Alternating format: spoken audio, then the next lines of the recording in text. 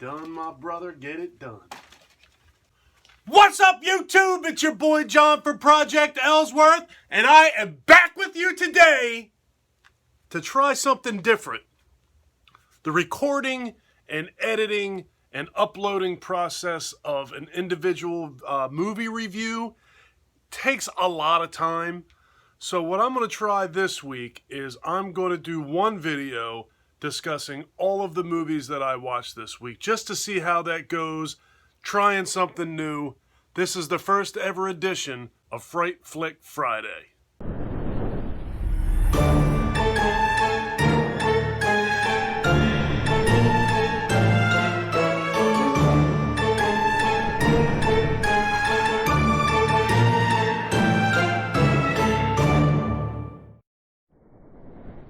So the first movie that I want to talk about that I watched this week, I actually watched last week, and I was going to do an individual movie review for this, but I never got around to it, and it started to fall by the wayside, so I figured that I would include that here, and that was Return of the Living Dead 3.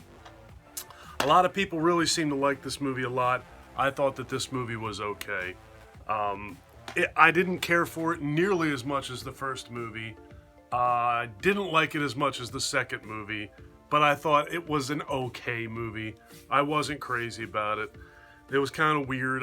The main character, the zombie girl in there, didn't really do anything for me. But I did see that a lot of people in the horror community on YouTube thought that that was one of their favorite sequels. A couple weeks ago in the top 20 for 2020 favorite sequels list, I saw that movie appear a couple times, and I had never seen it. I had it in my collection. I figured that I would give it a watch, give it a chance, and I wasn't crazy about it. I thought it was all right. I wasn't compelled to quickly jump up and turn it off, but if I never see it again, so be it. The next thing that I watched, I did actually watch this week, is a movie that I feel quite differently about. I finally watched my Steelbook edition of John Carpenter's The Thing. I think that this is one of the best horror movies that has ever been made by anybody in any time period ever. I actually think I thought my wife was gonna go nuts when I made this statement last week while I was watching this movie. I'm a die-hard Halloween fan. Halloween is my all-time favorite movie. I love Michael Myers. It's definitely my favorite John Carpenter movie, obviously, if it's my favorite movie of all time. But I think that The Thing is a better movie than Halloween is. I know I'm going to probably receive all kinds of hate for saying that, but I think that overall it has a better cast of characters. It's a better thought out movie.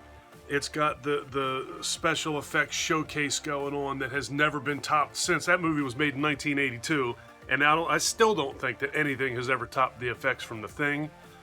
I just think that although I like Halloween as a movie more, I'm just a Michael Myers fan. I love Halloween. I love the feel of that. I love the atmosphere of it.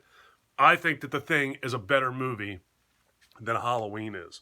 If you have not watched The Thing and you call yourself a horror movie fan, you are doing yourself a tremendous disservice. Find John Carpenter's The Thing, rent it, buy it multiple times, do whatever you got to do to get your hands on a copy of that. This is actually the Scream Factory's Steelbook edition of it. There's a 4K scan in here, and it's absolutely beautiful. So yeah, John Carpenter's The Thing, probably the best movie that guy's ever made, in my opinion. All right, next up, I watched Trick or Treat. I've seen this a couple other times.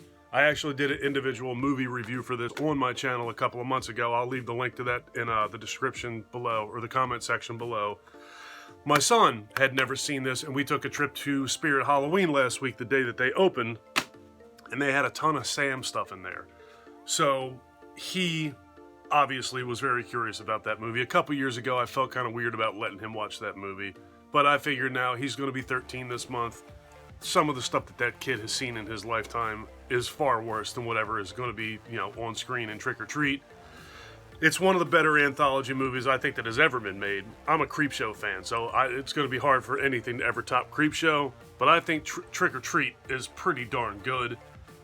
It shocks me that movie was made in 2007. 13 years ago that movie was made, and it just doesn't feel like that to me. It still looks great. It still holds up. All of the stories tie together beautifully in it.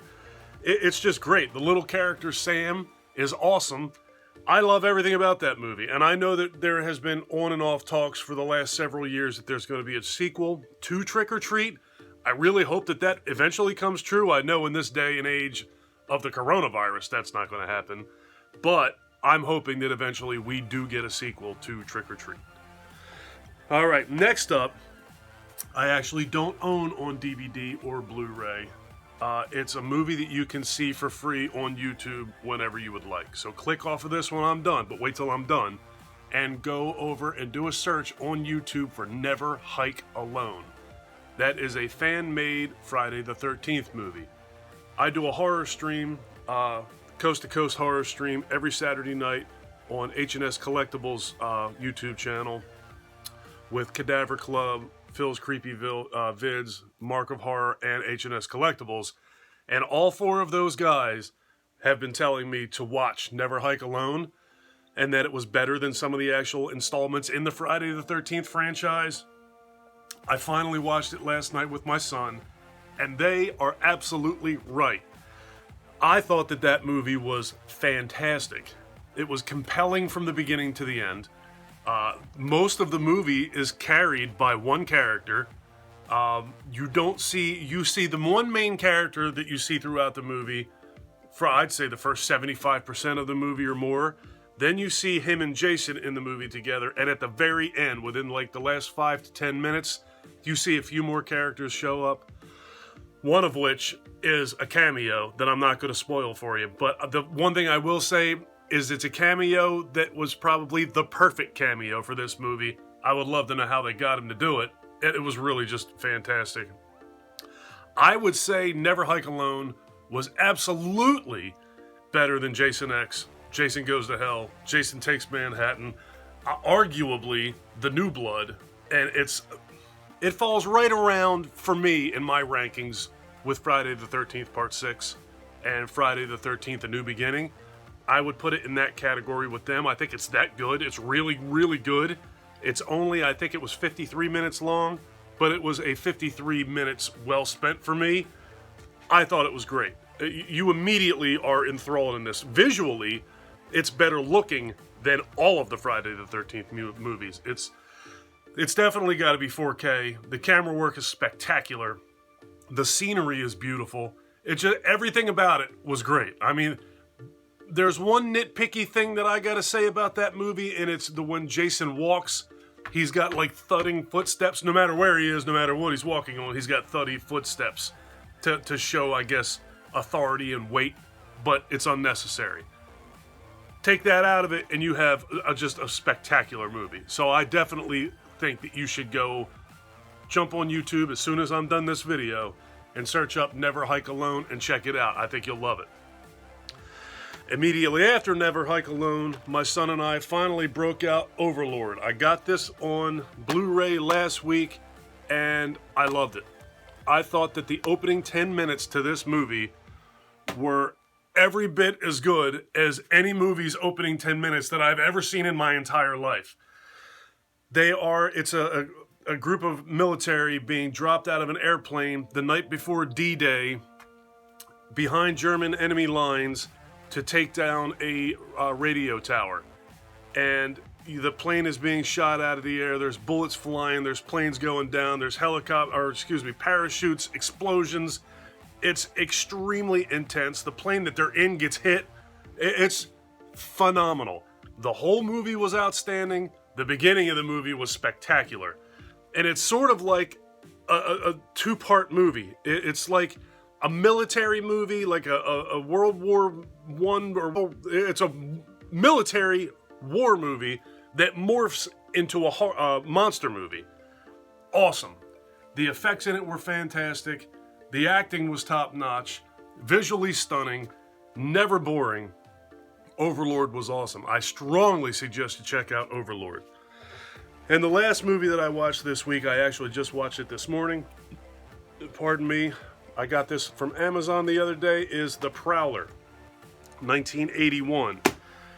I've been trying to get my hands on that movie for quite a while. I never found it in a store to buy it. So I finally decided, you know what? I'm going to jump on Amazon, order this movie. So I get the movie in the mail.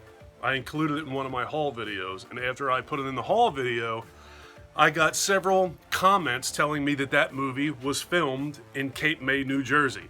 Apparently, a lot of the people who watch me realize that I'm from New Jersey. What they don't realize is that I live about 20 minutes from Cape May, New Jersey. I had no idea that that movie was shot in Cape May. Had I known that, I would have bought that movie a long time ago and watched it. As for the movie itself, I thought it was pretty decent.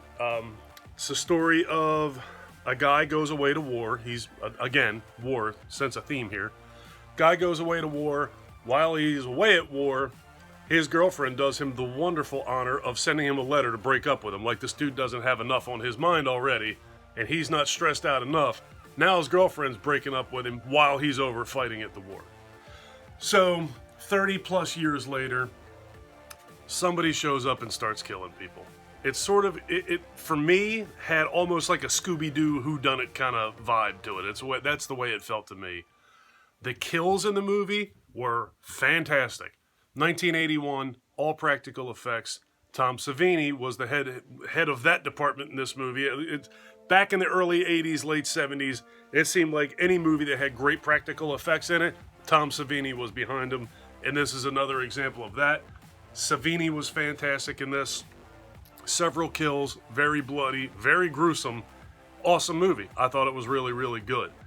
It's definitely a little bit dated, but what can you expect from a movie that's 39 years old at this point?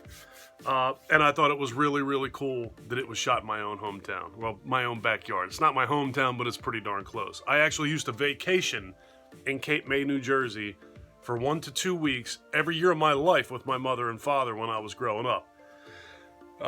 And it was just neat to see that town get that much attention. I don't really see anything in the movie that I recognize. Granted, it was 1981. In 1981, I was 10. So I have no doubt that things have changed drastically since 1981. And let's face it, what the hell do I remember from when I was 10 years old? Pretty much nothing. So that's it. Those are the movies that I watched this week. The whole idea behind this was if I were to do an individual movie review for all 6 of those movies, we're talking about roughly 25 hours probably of recording and editing and uploading. I'd say minimally 25 hours to do all of that.